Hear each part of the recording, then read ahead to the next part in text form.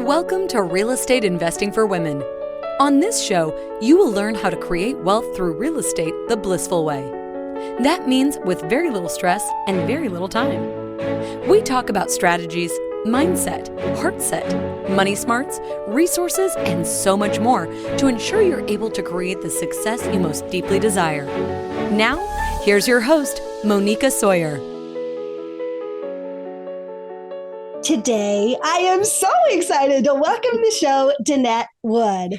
Danette is a realtor and entrepreneur, and she has had an incredible 20-plus year career with Sotheby's International Albuquerque in luxury homes and income-generating properties, advising a range of clientele, new home buyers to retirees. As a former loan officer, she understands impact to clients' long-term goals. She's helped them navigate and manage life, investing, finances, divorce, death, downsizing, empty nest. I was a loan officer too. I totally get this, Danette, because when you're looking at their financials, you get everything, right? It's this huge puzzle. So anyway, so she also has had that same approach to being a loan officer. Prior to real estate, Danette sang in Nashville and is an actress with the Screen Actors Guild. This is one of her quotes. One of the things I feel has helped me succeed is empathizing with my consumer base as a creative artist who utilizes that side of her brain. I think that connects us and gives them an experience they want to share with their friends and relatives. As a mother of three, Danette is inspired to leave a legacy for her children. Hello there, Danette. Welcome to the show. I am so happy to be here in Zoom person, right? Exactly. I would be on your couch, but I'm on my chair instead. Yeah. And ladies, you really need to go to YouTube or blissfulinvestor.com so that you can see the video. She looks gorgeous. She's got all these beautiful jewel tones going on. I just love that. Well, I live in New Mexico and I grew up here and we have Native American culture and I wear turquoise a lot. I love the colors. I love the feel of it. So I wanted to represent today on your show. So Thanks so much for having me. Interesting. Teal, if you know anything about chakras, is very close to the color of the throat. So it's also it opens us up for communication. So it's a beautiful color, especially for today. So thank you for that. Thank you for sharing that. Yeah. So Danette, you have such an interesting story. I've shared a little bit in your bio, but could you kind of give us the 2-minute high level, how you got here type of story? I was very focused as a kid and very goal oriented, and I still am. And I wanted to be a professional singer. And so my whole life was geared to being a professional singer. I moved to Nashville and then life shifted for me. I became a mom. Mm-hmm. And I was faced with this real dilemma that I really didn't want to go on the road for 280 days a year as a professional singer. I wanted to be a mom and I wanted to have a certain lifestyle as a mother. Being a mother is really a true a nugget of who I am. So at that time, I really needed to reinvent myself. I needed a different job. I wanted to create a career. So I wrote it down, what kind of career is going to give me the lifestyle I want and give me the flexibility to be a mom. And through that, reinvention of myself, here I am on your show talking about the success of, pivoting. I tell people, all I do is pivot, right? We're like a 360 sprinkler. Keep pivoting. Uh-huh. Yeah. And many of us have really had to pivot over the last couple of years with COVID and stuff like that, right? I know that I myself have pivoted quite a lot. But what's fun about pivoting, and I'm going to have you talk more about this, but I think from my perspective, what's fun about pivoting is we get to discover the other sides of ourselves, our other powerful assets that we may have forgotten about because we got so, do you want to say stuck or whatever in kind of what we were doing, right? Like we knew that skill base, but we're all such full people with so many resources and so many skills. It's fun to discover and apply some of those other things that we didn't get to with what we were doing before. Would you agree with me on that? I would. And I would share with you that with age, right, comes wisdom, Yeah. comes experience.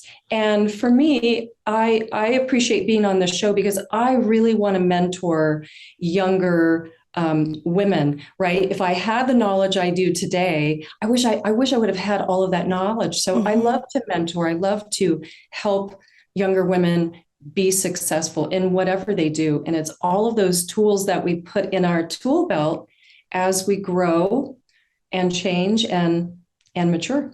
Yeah, I love that. And that's why I do this show is I really want to mentor. I want to mentor all women. We've got really young women. We've got women older than me that listen. All of us have opportunities. All of us have things to share with one another from our wisdom. From younger women, I get like the new ideas of like what's going on in the world that I'm not fully aware of, right? They bring energy, excitement, and lots of new ideas. And the older women that are wiser than me, they bring even more experience that we can then plug into what we talk about on the show. So I think as mentors of women, we all bring so much to one another, you know? Mm-hmm. The collaborative effort is what I love. Just like you said, I love to speak with, I love people. That's really the bottom line. I love people and I learn something. I hope to learn something from everybody I meet. If I'm not in front of people, I'm not making money. And that's, getting back to the sales part of my business. If I'm not talking to people, I'm not making money. So people is my business. Right, right. So you sent me your questions, and the very first one you talked about is learn how to hustle. And I think so. I want to give you some context on this and sort of how I see this. So what you said is achieving what you want takes energy and hard work. It's not going to be handed to you. And I absolutely agree with that comment. And I frequently call about living a blissful life as the anti-hustle. So it's like hustling without the stress that the hustle that word implies. So I really want to hear your perspective. I will say that I'm the blissful millionaire. I talk about the anti-hustle, and yet many people could say that I really hustle, right? I have a lot of energy, a lot of motivation, a lot of passion for what I do. I'm not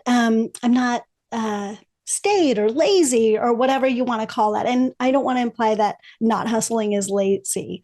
So ladies, don't take that the wrong way. But I'm just saying that bliss does not mean, it does not mean that we're not working towards the things that we're passionate about. So the word hustle has been an interesting thing on this show. We've talked about it in different ways. So I'd love to hear your perspective on that. I love that you use the word bliss because I think when you're doing it all correctly, it is bliss.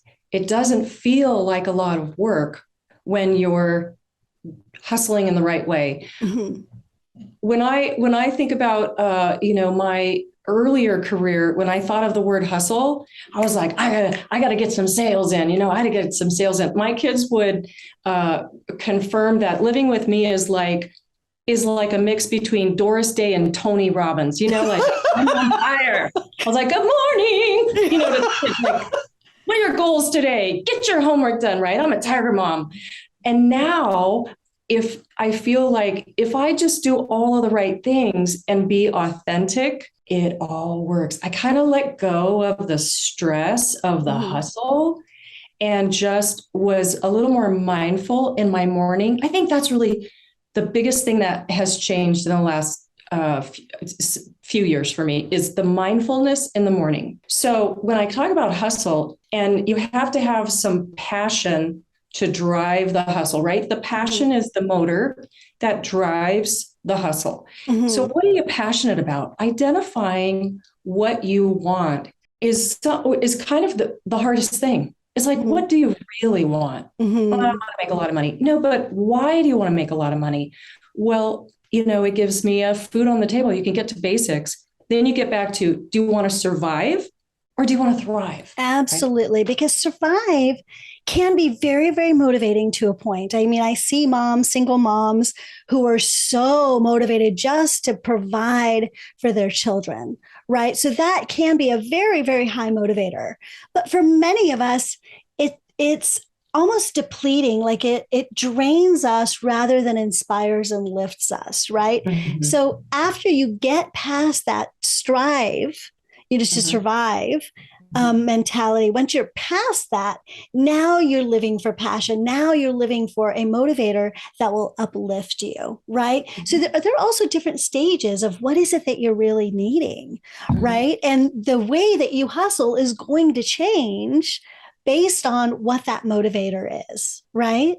We get to the basics. Like I said, you want to make more money. If you're in that back against the wall kind of time in your life, and hey, I'm raising my hand. I have been there. I was a single mom for, a long time. And, I couldn't think outside of the basics, right? I need rent. I need gas for my car, blah.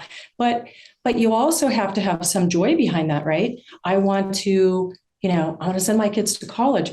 So for me, writing it down, I didn't have to have some great big business plan, but just writing it down, I create a vision board for myself because that keeps me focused on what my passions are, what makes me happy. And then that fuels my hustle for the day, or where perhaps I direct my energy. Am I directing it toward, finding the people that I need to find to help me generate that? Or am I, researching all of those things? But really the hustle is not just getting on the phone and making 50 calls a day. It's creating the process that gets you to where you want to go. You got to have a process to get from A to Z, right? Yeah. And that is the hustle. The process to me is the hustle. How do I get from here to there? Is it a new job? Is it my first investment property?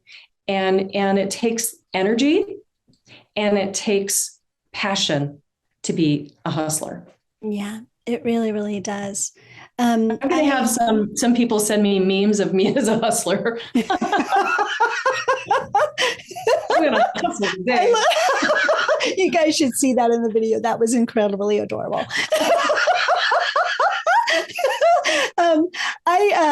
As you were talking about this, there was a thought that came to my mind.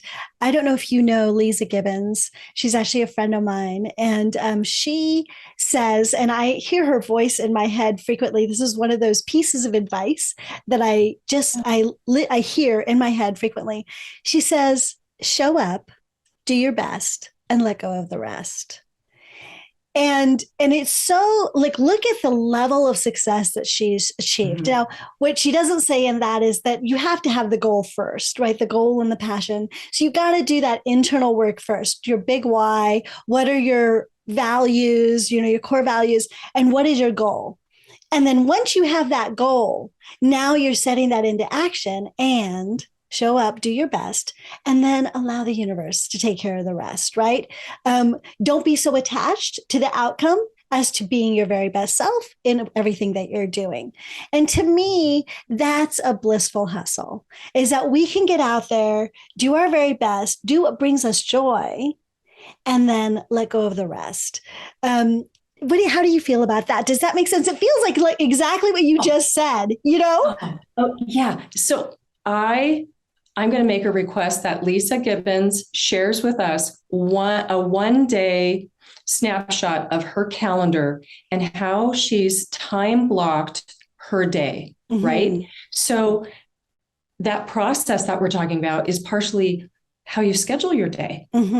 If you schedule your day thoughtfully, you will achieve probably all of those items. And then you're going to have this blissful moment at the end of the day that says, wow, that was a productive day, or that was a good day. And, taking a few notes at the end of the day. Was that a good day? Why was it a good day? Was it a bad day? Listen, we all have bad days. I wish I could have a redo, about one day a month, right? But we learn from those redos. How could I have made that better? What could I have possibly done to have changed that outcome to be different? So taking a moment, and we don't have to, beat ourselves on the back, but it's okay to say, gosh, I wish I'd have done that differently. But learn from it and then let it go. Tomorrow is a new day, one day at a time. I love that song. Mary John Wilkins wrote it, and she was a mentor of mine too. She was an amazing older woman that took me under her wing in Nashville. And again, she was a teacher as a younger woman, and she had those life lessons to learn, just like we learn from other women. So here's a nugget, right?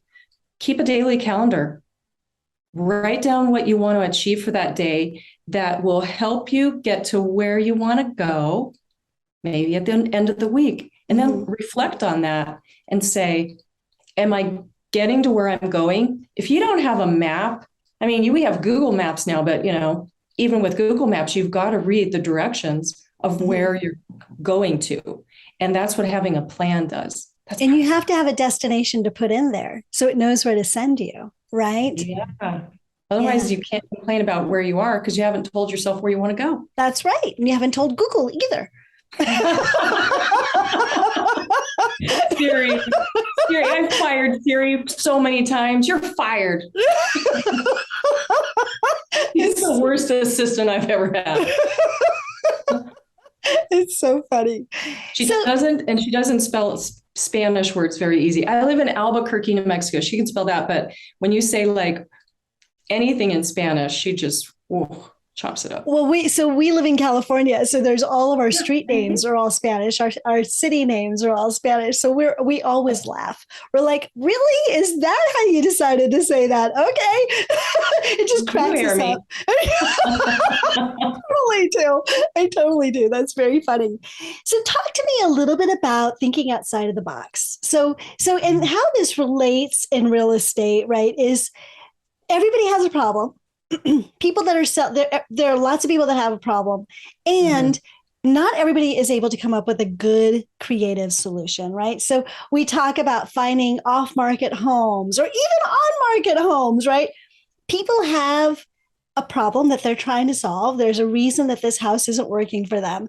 Can you come in and be a demanding buyer, or can you come in and solve their problem? I will say that the house that I'm living in right now that I just moved into 6 months ago, we got, after it left us, somebody else came in with a full cash offer, no contingencies. But we ended up getting the house because we solved a problem for the seller, not because we came in with the best offer, right? So let's talk about that whole piece, like thinking outside of the box, making the negotiation all about solving problems for one another, right? Thinking outside the box is one of, I will say, my best skill sets. Call it specialized learning, call it expertise, but you can learn how to do it. And that is by, I tell people, like, read the room, right? Read the room. If you are a buyer and you're looking at house or, whatever, investment A, it's the best thing that you can do is to ask, what are the seller's motivations? If you can match that or get close to it, you've solved their problems, right? Now, in the COVID, there was a lot of different needs. I think more so than any other time in my career, the sellers had a lot of different needs. The seller that the first time home buyers just had a lot of heartbreaks. They just couldn't compete. They're back in now. But even now, our market is shifting. We're all talking about the market shifting. So I believe sellers right now are living in the past. Buyers right now are living in the future. And so we have two different points of view that we're, it's like we're not doing that old dance anymore. We were doing this really fast, West Coast swing. Country swing. I was spinning around 2 times. Woo! Yeah. And then the music changed. So now we're in a different music. We're in a different dance. I hope analogies don't drive you crazy, but we are. And so what I see sellers is they want this high price, and buyers are saying, you know what, your house has been on the market for 20 days now, you haven't had an offer. I think it's too high priced. It's not, it's not updated, blah, blah, blah, blah, blah. Educating our seller on the front end, if you're representing a seller, I think is important, because we have to be realistic now. But as a buyer, asking the questions up front. Don't just write an offer. That's like going out with a person and you don't know anything about them. I mean, you got to get to know them. Do they need a lease back? Do they need a 60-day close? Would they prefer that you not get any repairs because they've been out of work for 6 months? Now, here's something that's coming up, right? We're talking about, I know I don't want to get off track, so pull me back if I'm going off track, but I'm loving this. Okay. We're in a period of deceleration, right? We're not this double 35% appreciation. It's slowing down. Deceleration is the key term here. Okay. And I want to highlight this. Okay. So ladies, what we're hearing out and about is the fear mentality of, because interest rates are going up, housing prices are going down. This is the fear that everybody is hearing on the news, and you're hearing from all of your friends. And it's a fear-driven idea. So I want to clarify what Danette just said. We are not seeing housing prices depreciate. We are not seeing them go down. We're seeing a slowing down of those prices. Prices are, if you actually look at the numbers, still appreciating. They're just doing it much more slowly. They're doing it at a pace that's much more similar to before we went into this gangbusters market, right? So it's not, I want to just warn people against this fear mentality that takes over everybody in the media. Understand that we're decelerating. We're not depreciating. Right? Our appreciation is not going down.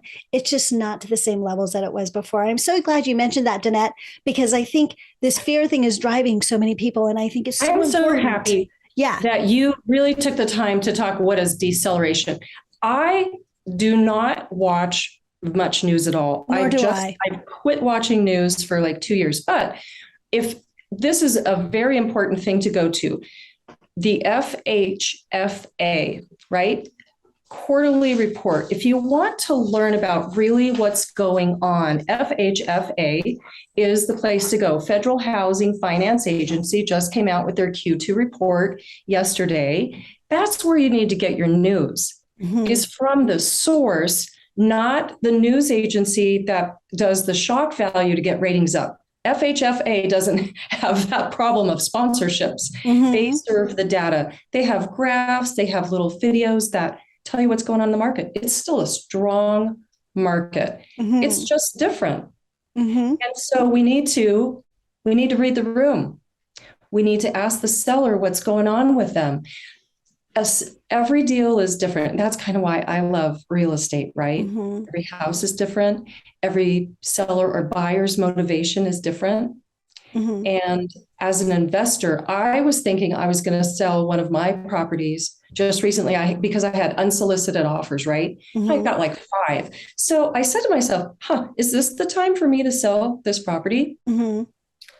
It's an investment. I would need to do a 1031 exchange. There's a time limit. Where am I going to find something? So I had to go and do the deep, research myself to say, is it the best time for this particular property to be sold? So you have to do the work to understand what options are best for you, the investor or the buyer. And I think what I love that you just said is really getting to know what the seller is needing. It's really, really interesting. For when I was moving back up to Sacramento from San Jose, I had a brand new realtor, and he was a broker. He is very, very, very good. So this is not anything against him. My realtor in San Jose would do the exact same thing, and I've been working with him for 20 years. This is just to kind of let you know what happens out there in the markets. The realtors are also very used to a seller's market, right? So what they're used to is a seller is going to be very demanding. The buyer has to kowtow to them, right? Now, the market is changing. And so what's happening is going back to what it was maybe 10 years ago. I was making offers then too. Asking the questions. So having the realtor actually go and say, for instance, what you just said, could you use a lease back? Like, what is the situation? You want to know the story. Could you use a lease back? Would you like to not have to move for 60 days? We could include that in as part of your bonus.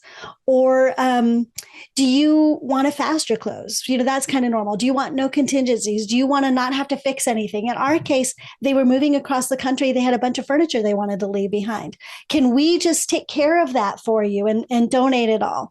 What are the things that you're really needing? They needed a certain date to close.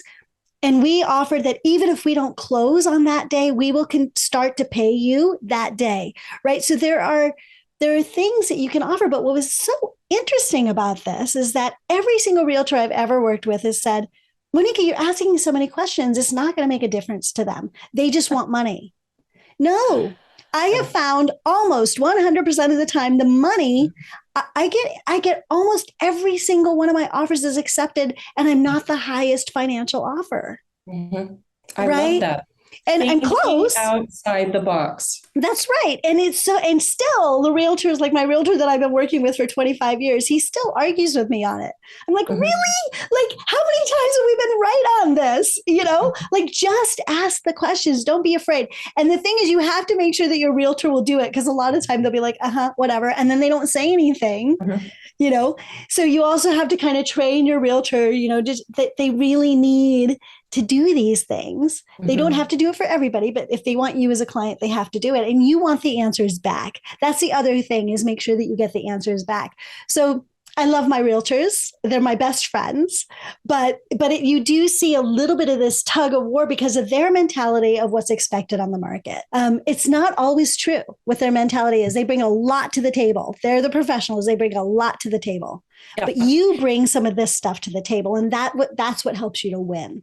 Right? Thinking outside the box is so important. As a listing agent during COVID, I had some pretty popular properties. One property had 15 offers, which is a big deal in Albuquerque. I called my cousin up in Denver and I said, do you have a good Excel spreadsheet that I could look at? Because this is getting to be, pretty complex. And he shared it with me. Thanks. Shout out, cousin. You can see the difference between a really good realtor and a brand new, or I would say less competent realtor, when you have 15 offers in front of you. So to your listeners, you really need to interview your realtor to see how good they are. What is their skill set? What is their, background? Because you're relying on them to think outside the box. If they don't have that skill set, find another realtor who does. It was, I would say the top 25% of the bulk of the offers are all pretty close, because they've all called me. They've all said, what does your seller need? They've done that work to think outside the box on behalf of their client. The middle half didn't call, and the middle quarter, the last quarter at the very end, their contracts were just crap. They might have been missing documents, or it just didn't even make sense.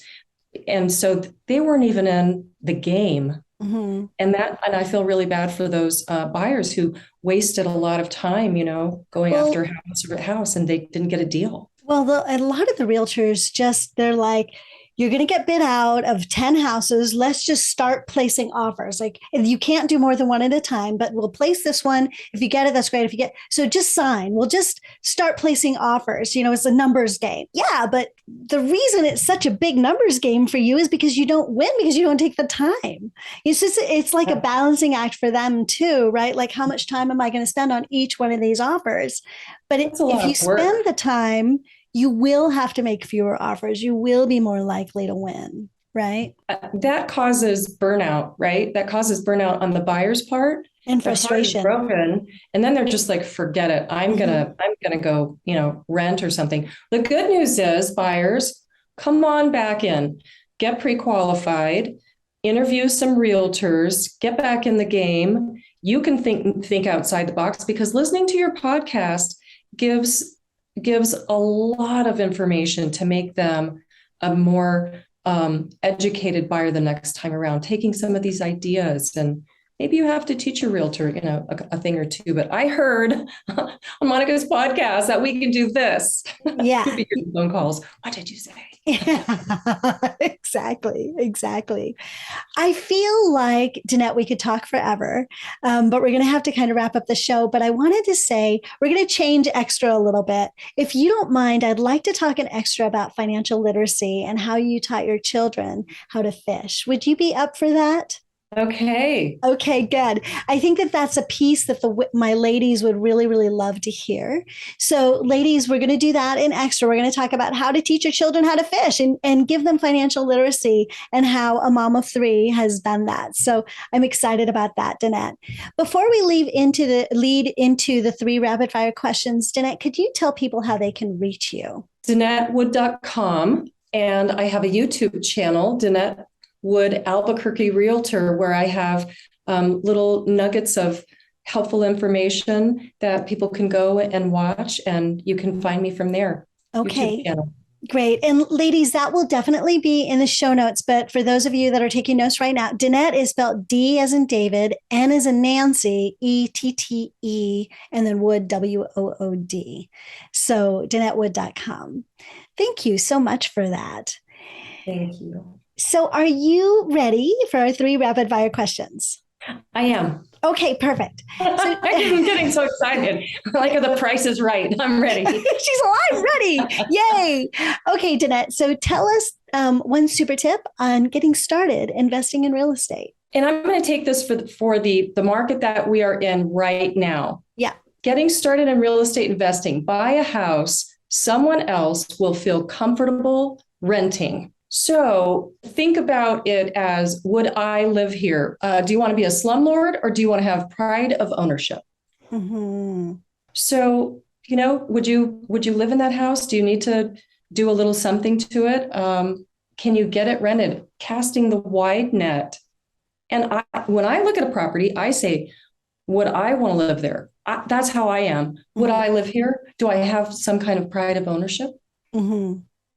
So interesting. We talk a lot about that on this show, is buying a house in reverse order. So picking who you want to live in your houses first, and then buying a house to match that market, Mm-hmm. right?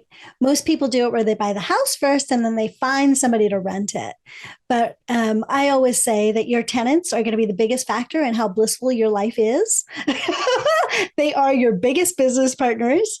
And so, yes, if you know who you want to be as business partners with, buy a house that they would enjoy living in. So I love that.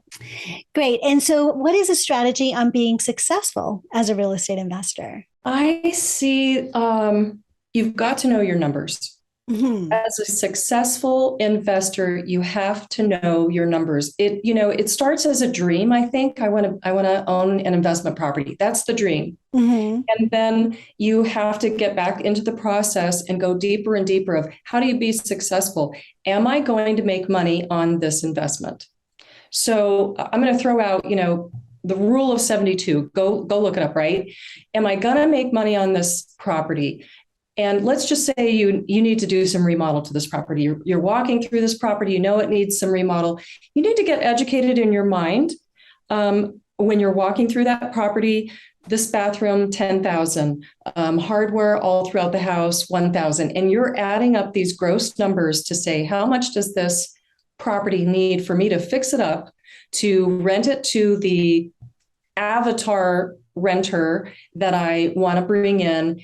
And does it make sense? So then if you get those numbers, you need to make your offer price, right, consistent with all those numbers. So, and then your loan, you want to make sure it all fits into the budget that you feel is appropriate for the return on investment that you need to get over this property. You can't control the economy, but you can control your budget. Mm-hmm. And be careful not to go over your budget because you fall in love with something. Would you agree? See that, right? I just did this video on my YouTube channel called Decorating Faux Pas, which I love. But right, you're going to go into a rental property. You're not going to put, a gold-plated copper tub in there, okay? Because when your budget was $500 that you need to get on, Facebook Marketplace to make it work. Facebook Marketplace is a fabulous resource right now. I'm not even trying to plug them, but to get some things, furnishings, if you need to furnish it, you don't have to go and get expensive things. It's an investment property. It's not a dream house. Yeah. Oh, I love that you just said that. Remember that it's an investment property. It's not your dream house. I love that. I'm going to use that one. Okay. Perfect. And so, Danette, could you tell us one daily practice that you would say contributes to your personal success? The one daily practice that contributes to my success is being authentic, being mindful, and being of service to people. Mm. So my job is people. And the way I treat people, from my customers to the lady at the grocery store, you never know where your business is going to come from. So from that's the top, right? People is my business. And then underneath that big umbrella is follow-up. I went to a function last night. I probably met 30 people. I come home, I write down those names and I write down something about them. And I want to reach out and send a little note card in the next couple of days saying, it was so great to see you again. I mean it authentically. Mm-hmm. It was. And so then you can see that grows exponentially of my sphere of influence and the people that know me. And then I'm able to remember, I need a good painter, faux painter for this wall in my investment property. I bet I could call Debbie, right? It's your connections with people and resources that make me, I think, overall successful, not only financially, but emotionally. I'm not burned out. Mm-hmm. It's an enjoyable lifestyle. I got past the hustle, right? Mm-hmm. I'm in the bliss hustle because I'm connecting with people and I love to be of service and it just makes it fun. I'm having fun working. Am I working or am I just having fun? I don't know. Looks like you're having fun. I love it. I'm having fun today. And yeah. That's awesome. Thank you for that. Danette, this has been an amazing conversation. Thank you so much for all that you've offered in this portion of the show. Thank you for inviting me to be on your show and connecting with your listeners. I hope they find something to help them move forward towards their goals and passions. Yeah, thank you so much. I know that you've offered plenty of nuggets that they can take with them. So thank you. And ladies, we are going to be talking more in Extra. We're going to be talking about financial literacy for your children, how to teach them to fish. I don't know if you guys know this saying. You probably do. Teach someone to fish, they can live for a lifetime. Give them a fish. What is the saying? They only have it for a meal or whatever, right? So, so teaching your children how to fish. So we're going to be talking about that in Extra. So if you are subscribed to Extra, stay tuned. We've got more. If not, go to realestateinvestingforwomenextra.com and you can sign up there. For those of you that are leaving us now, thank you so much for joining Danette and I for this portion of the show. I look forward to seeing you next time. And until then, remember, goals without action are just dreams. So get out there, take action, and create the life your heart deeply desires. I'll see you soon. Bye. I hope you enjoyed today's show. If you'd like to find out more about how to become a blissful millionaire, go to blissfulinvestor.com. See you next time.